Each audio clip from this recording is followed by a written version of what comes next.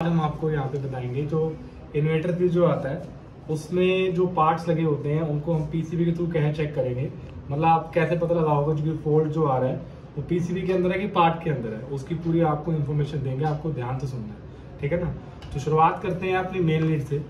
अगर मान लो किसी का इन्वर्टर फ्रिज है वो ऑन नहीं हो रहा तो पहले आपको चेक करना है कि उसकी मेन लीड ठीक है।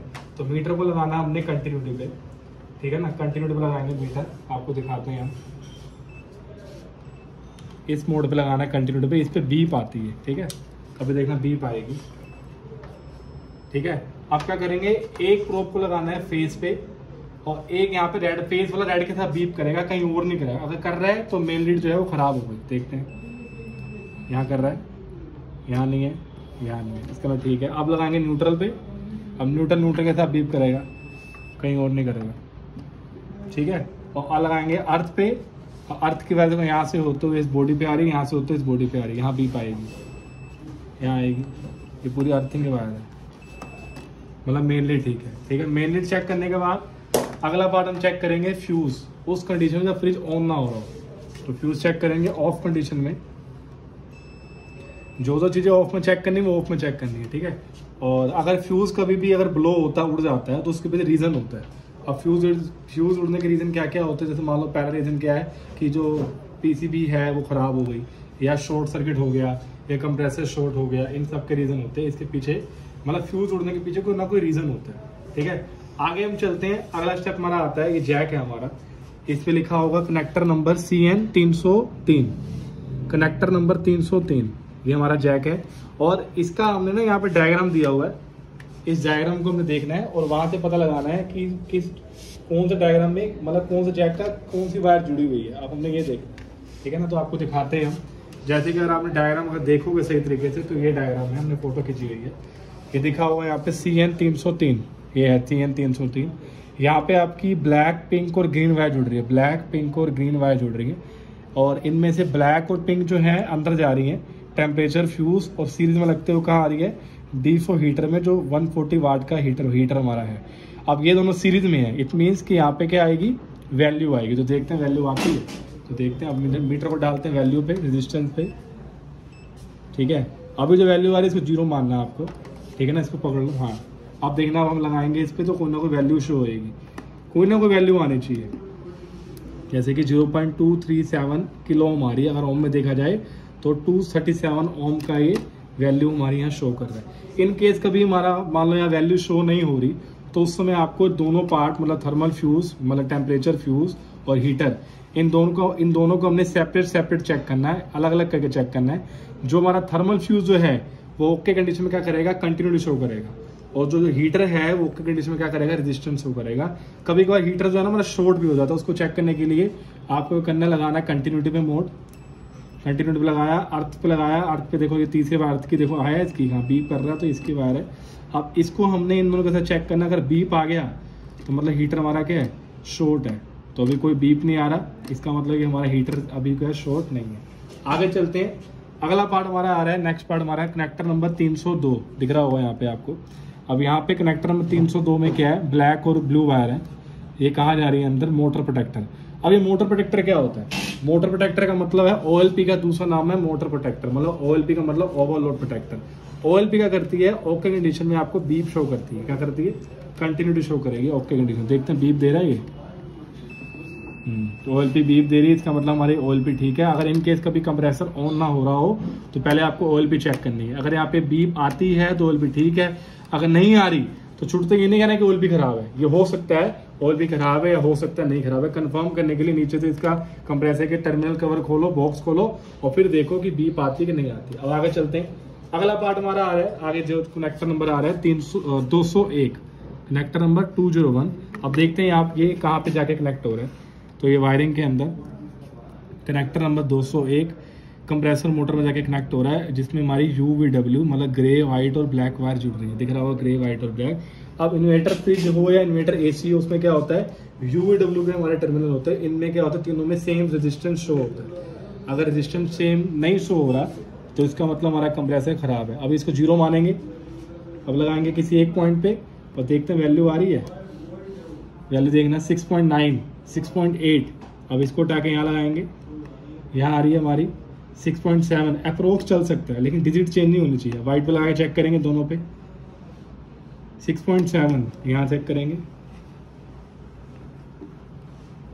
6.9, ठीक है। तो इस प्रकार से आपको तीनों वायर पर हमने बाकी सब के साथ चेक करना है कि वो कंटिन्यूटी शो करता है कि नहीं करता। जैसे कि सब पे कंटिन्यूटी रेजिस्टेंस शो करेगा, ठीक है। तो इन पे तीनों पे रेजिस्टेंस आ रहा है, हमारा कंप्रेसर ओके। कभी कभार कंप्रेसर भी शॉर्ट हो जाता है, उसको क्या चेक करेंगे, मीटर को डालेंगे कंटिन्यूटी पे, एक रखेंगे अर्थिंग पे और एक रखेंगे तीनों पॉइंटों पे एक एक करके। अगर कहीं भी बीप शो कर गया हमारा कंप्रेसर क्या है, शॉर्ट है। तो अभी कोई हमारी बीप शो नहीं, इसका मतलब कंप्रेसर शॉर्ट नहीं है। अब लास्ट हमारा कनेक्टर आता है, कनेक्टर नंबर 1। अब देखते हैं कनेक्टर नंबर 1 किस चीज़ का। ये हमारा डायग्राम में कनेक्टर नंबर 1 शुरुआत हो रही है वाइट येलो येलो, उसके बाद light blue purple, white white red black brown blue green. इसके बाद क्या हो रहा है, पहली फर्स्ट वायर वाइट और पीछे की 3 वायर ब्राउन ब्लू ग्रीन, ये हमारी जाके जुड़ रही हैं कंट्रोल बोर्ड में। अब ये कंट्रोल बोर्ड क्या है, कंट्रोल बोर्ड जो होता है वो एक तरीके का हमारा इलेक्ट्रॉन थर्मोस्टेट होता है जो हमारा इन्वर्टर स्विच में लगता है, ठीक है ना। वो क्या करता है, कंप्रेसर की जो स्पीड होती है उसको वेरी करता है, अप डाउन करता है अकॉर्डिंग टू लोड के अकॉर्डिंग। अब हम ये देखते हैं, इसको 4 को छोड़ के देखते हैं, जो ये कंट्रोल बोर्ड वायर जा रही है ना, इनको 4 को छोड़ना है और बाकी सब पे चेक करना है। तो कंट्रोल बोर्ड के बाद पहली 2 वायर आ रही है येलो येलो, ये कहाँ जा रही है, DFC मतलब हमारा जो सेंसर होता है उस पर आ रही है। अब देखते हैं सेंसर सही है कि नहीं है। तो लगाने के लिए मीटर को लगाएंगे चेक करने के लिए रेजिस्टेंस पे, इसको 0 मानेंगे। अब देखते हैं यहाँ पे रेजिस्टेंस शो होता है, पहली वायर येलो येलो पे देखते हैं रेजिस्टेंस शो हो रहा है। अभी वैल्यू आ रही है 0.610 किलो ओम। अगर हम सेंसर को रफ करेंगे, गर्म करेंगे तो क्या होगा, वैल्यू क्या होगी, कम होएगी। और अगर ठंडा कर तो वैल्यू क्या इंक्रीज होगी। अगर ऐसा हो रहा है तो थर्मोस्टेट मतलब हमारा जो सेंसर है वो क्या सही है। अगला पार्ट हम चेक करेंगे जो कि हमारा लाइट ब्लू और पर्पल में जुड़ा हुआ वो हमारा है PC डोर स्विच। अब ये डोर स्विच का काम क्या है कि जब डोर ओपन होगा तो हमारी LED लाइट ऑन हो जाएगी और जब डोर क्लोज होगा तो LED लाइट बंद हो जाएगी। तो चेक करने के लिए मीटर को लगाना कंटिन्यूटी पे और ये बीप शो करेगा तब जब ये डोर ओपन होगा। अभी डोर क्लोज है, अभी बीप नहीं आएगी। अब हम डोर क्लोज, हाँ अब ये डोर ओपन करवाया तो बीप आ रही है, डोर बंद करो, हाँ जी बीप बंद होगी। ठीक, इस प्रकार से हमें चेक करना है। अब आगे चलते हैं। इसके बाद हमारा नेक्स्ट पार्ट हमारा आता है लाइट ब्लू पर्पल के बाद वाइट वाइट 2 वायर आ रही है, दिख रहा होगा ये 2 वायर वाइट वाइट, ये हमारी ऊपर जा रही है LED बोर्ड पे। एक LED बोर्ड और एक हमारा फैन मोटर, ये दोनों पार्ट जो है DC सप्लाई चलते हैं 11 से लेकर 15 वोल्ट पे। तो इसको हम चेक करते हैं ऑन कंडीशन में। तो अभी आपको ऑन पे दिखाते हैं कि इस पे जो है अगर यहाँ पे DC वोल्ट आने के बाद भी अगर ये पार्ट कुछ रिस्पॉन्स नहीं दे रहे तो इसका मतलब पार्ट खराब हो गया। आपको दिखाते हैं अभी। अब हम फ्रिज को ऑन करेंगे, हमने स्विच ऑन कर दिया। हमारा जो फ्रिज है हमारा डबल डोर इन्वर्टर फ्रिज हमारा चालू हो गया, ठीक है ना। और ये फ्रिज जो है पैनासोनिक का लेटेस्ट मॉडल है इन्वर्टर वाला, इस पे हम चेकिंग कर रहे हैं। अब हम ये चेक करना चाह रहे थे कि हमारा जो फैन मोटर है और जो हमारी LED लाइट है उसको क्या चेक करेंगे। तो उसको हमें चेक करना ऑन कंडीशन में और मीटर को लगाना है DC वोल्ट पे। ये दिख रहा होगा अभी हमने लगाया DC और वोल्ट पे लगाया, ठीक है। अब देखते हैं कितनी कितनी वैल्यू आपको देगा, मतलब वोल्टेज कितनी आएगी। पहले लगाते हैं ये जैक पे LED लाइट पे, तो अभी वोल्टेज कितनी आ रही है 1.1 को हटाते हैं, इसको माइनस आ गया तो प्रोब को हटाना है। वैल्यू आ रही है मतलब वोल्टेज आ रही है 1.3 क्योंकि डोर बंद है। डोर ओपन करो नीचे वाला, अब देखो जब ओपन करेंगे तो फिर वैल्यू आएगी कितनी आ रही है 12। माइनस आ रहा है, माइनस को हटाने के लिए करेंगे इस प्रोब को चेंज करेंगे तो इसका माइनस जो है वो क्या होगा, हट जाएगा, क्योंकि DC में होता है ऐसा, ठीक है। माइनस हट गया। अब लास्ट पार्ट हमारा रह गया वो है फैन मोटर DC वाली है जो कि 11 से 15 वोल्ट पे चलती है। उस पर भी सेम तरीका यही है, इसमें भी DC वोल्ट आएगी। अगर इनमें DC वोल्ट आती है इसका मतलब PCB सप्लाई इन पार्ट्स को दे रही है, उसके बाद भी ये पार्ट को रिस्पॉन्स नहीं करते, इसका मतलब पार्ट खराब हो चुका है। अब लास्ट पार्ट ये है कि ये जो हमारी कभी कभार क्या होता है, मोस्टली फ्रिज में ये कंप्लेन आती है कि ये सब कुछ हो रहा है, सब कुछ ओके चल रहा है लेकिन कंप्रेसर ऑन नहीं हो रहा। उस कंडीशन में क्या करना है आपको, पहले जो हमने चेक किया था वो सबको ऑफ करके चेक करना है। चेक करने के बाद क्या करना है, PCB एनालाइजर जो होता है इक्विपमेंट ये लेना है आपको, और इसकी जो 3 वायर होती हैं इनको आपको कहाँ लगाना है, कंप्रेसर के जैक पे लगाना है। और उस समय कंप्रेसर हमारा या फ्रिज हमारा ऑन होना चाहिए, ठीक है। तो इसको हम अभी लगाएंगे कंप्रेसर के जैक पे और फिर देखते हैं हमारी इसकी लाइट जो है वो ग्लो करती है। अगर लाइट ग्लो करती है तो मतलब हमारा जो PCB है सप्लाई दे रही है। अगर लाइट ग्लो करने के बाद भी हमारा कंप्रेसर नहीं चलता तो इसका मतलब कंप्रेसर खराब है। तो इसको 1 बाय 1 लगाते हैं। बी केयरफुल इसको लगाना है क्योंकि ये DC वोल्ट है, वो भी 310 वोल्ट DC है ये, इसको आराम से लगाना है। दिख रहा होगा 2 लाइट ग्लो करी अभी, कुछ अभी और ग्लो करी होंगी 4